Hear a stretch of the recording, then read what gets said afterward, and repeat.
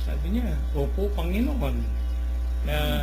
Ang tugon niya, yung salitang pakanin. Pakanin mo ang aking mga batang tupa. Naglalaro sa akin isipan dito, Kuya Bert, Kuya Men, ano? Pakanin mo ang aking mga batang tupa. Ano yung mga batang tupa? At ano yung, paano mo pakakanin?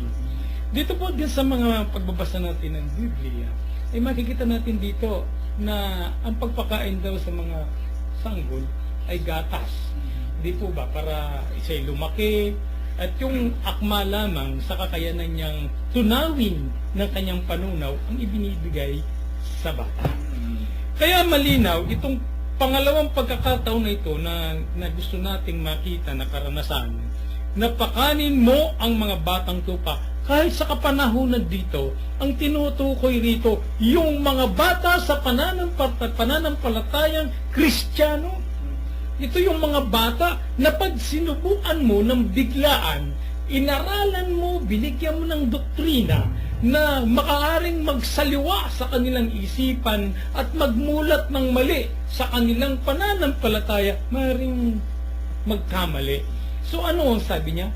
Pakainin mo ang aking mga batang tupa.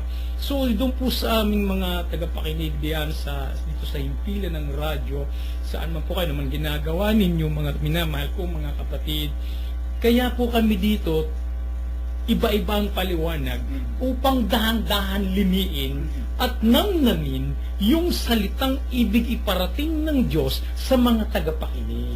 Kasi kung ito po ay magiging isang linya lamang ng pagpapaliwanag, hindi natin gaanong maunawaan yung ibig iparating ng Diyos.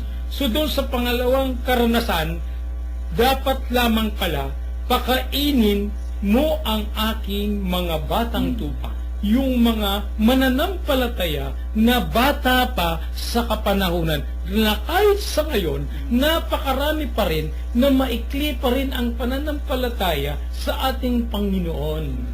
So, ito po yung pangalawa.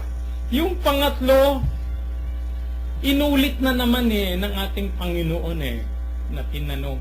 Alam nyo, pag tayo po, ganyan ka, ang sasagot natin pag sinabing, kahit yung nanliligaw sa babae, kung ikaw ay isang binata at nanliligaw at kinulit mo ng iniibig mo ba ako, ang sasabihin mo marahil sa pangatlong pagkakataon, sumagot na ng oo, di po ba? Ang kulit mo naman di po ba? Ganito. Pero iba ang ipinakitang pagpapakumbaba, restoration ito ng relationship ni Pedro at sa ating Panginoon. Inire-restore niya kasi ito Pagpapakumbaba, nalungkot siya. Nalungkot sa halip na si Pedro ay makulitan, hindi nakulitan, kundi nalungkot. Malinaw po rito nalungkot. Bakit po nalungkot? Sapagkat sa gitna ng kaibuturan ng puso ni Pedro, sa gitna ng kanyang pagtatwa doon sa pangyayari, nire-restore kasi siya ni Jesus At pinatutunayan ni Pedro, mahal na mahal ko kayo, Panginoon. Pero ito po yung pangatlong karanasan na napakahalaga. Pangalagaan mo ang aking mga tupa. Doon sa nauna, pakanin. Dito naman, pangalagaan. Ano pong ibig sabihin? Bagamat pinakain mo yan, kinakailangan yan subaybay, may guidance yan Bawat Katoliko, bawat Kristiyano na kumikilos, maging sa simbahan. Kaya kung magkaminsan yung mga maglilingkod sa simbahan, konting pitik lamang, konting makarinig ng salita na nakakasakit biglang nawawala kagad sa paglilingkod. Sapagkat sa kanilang batang paglilingkod sa ating Panginoon, nakulangan ng pangangalaga na sa ibig sabihin, yung kamalayan na dapat malaman nung mananampalatayang ito na aktibo sa simbahan ay hindi pa niya abot.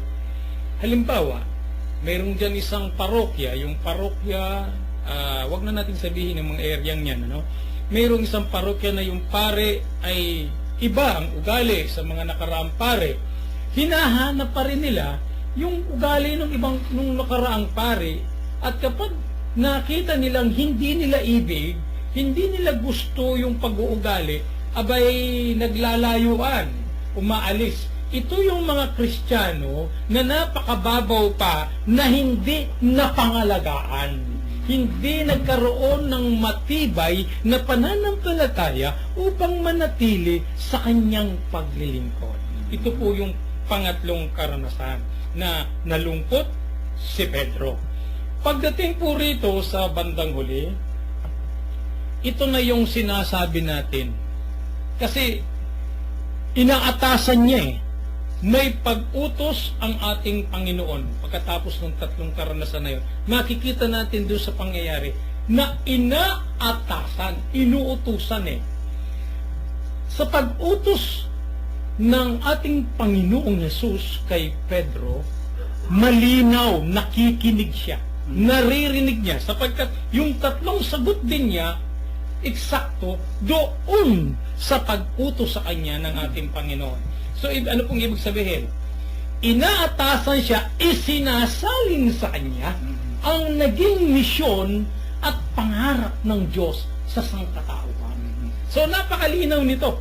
Yung iniaatas ng ating Panginoong Yesus ay pagsalin ng isang misyon na kanyang iiwanan na, ng isang pangarap ng Diyos na ang lahat ng sa tao ay maisama niya at magkaroon ng kaligtasan.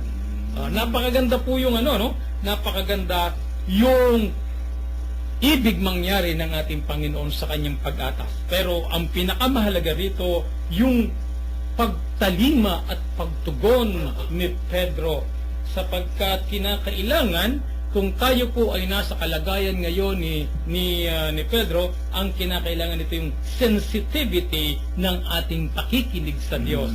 Pangalawa, hindi po lamang isip ang ginagamit sa pakikinig, na ini-stored lang natin sa ating isipan ang mensahe ng Diyos.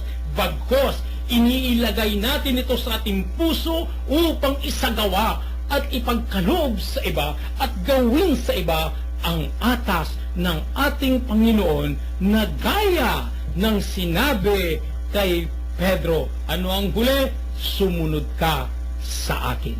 Amen. Yan o ang paliwanag naman ng ating kasama si Kuya Ben dito sa Pakanin Mo Ang Aking Mga Tupa. Kuya Bert, dito napansin ko 5 beses yung sinabi yung salitang iniibig. Dito sa kabuuan ng aking binasa, from verse 15 up to 19, 5 beses na binanggit yung iniibig.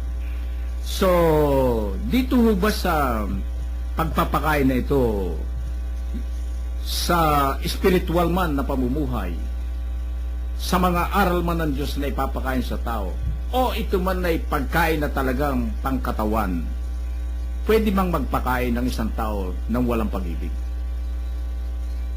Kasi naitatanong natin yan Meron kasi na mga ibang mga kapatid tayo na nangangaral pero wala sa puso nila yung kanilang pero nasagi ko na naman sinabi ni Kuya Joel, wala sa puso nila talaga yung nangangaral, nagbibigay ng mga aral ng mga ating Panginoon, pero wala sa puso nila at meron silang mga bagay na nasa sa kaisipan nila para sa kanilang pansarili. Tungkol naman doon sa pag-ibig na sinasabi ng Panginoon dito, dito pinakikita ng ating Panginoon kung gaano ka talaga dapat magmahal sa mga tupang inaalagaan mo Kuya Bert, bigyan nga ho ninyo kami rito ng inspirasyon na tungkol sa pag-ibig ng Panginoon sa kanyang mga tupa at pag-ibig ng tao sa kanyang kapwa bilang mga alagad ng Diyos ang tao para sa kanyang mga tupang sasakupan. Alam mo, Kuya Min, napakaganda ng tanong mo, no? Imahin natin ito. Kasi ito'y 11 ang natirang alagad ng Panginoon. Bukod tanging si Pedro ang kanyang tinanong. Sa 11, walang iba kundi si Pedro. Itong bato na pinatibay niya, na dating Simon ang kanyang pangalan.